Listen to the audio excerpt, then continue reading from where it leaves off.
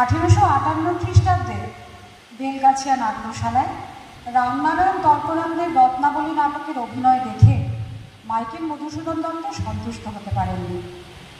আক্ষেপ করে লিখলেন, অলিকুনাট্য রঙ্গে মজের প্রাণে গঙ্গে নিরখিয়া প্রাণে নাহিসয়।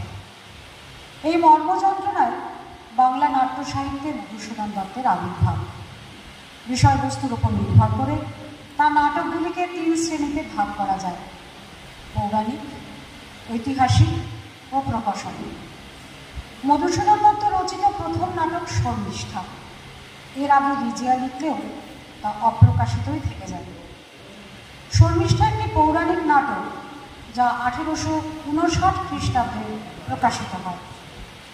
মহাভারতের আদি পর্বের শর্মিষ্ঠা যযাতি দেবযানী এই আখ্যানের উপর নির্ভর করে এই নাটকটির উৎস সন্ধান করা হয়েছিল। এই 3 চরিত্রের প্রণয়দ্বন্দ্বই নাটকের মূল প্রতিপাদ্য বিষয়। শেক্সপিয়ারের রীতি অনুসরণ করে রচিত নাটকটি সেই বছরে অর্থাৎ 1859 খ্রিস্টাব্দের 3 সেপ্টেম্বর বেলগাছিয়া নাট্যমঞ্চে অভিনীত হয়।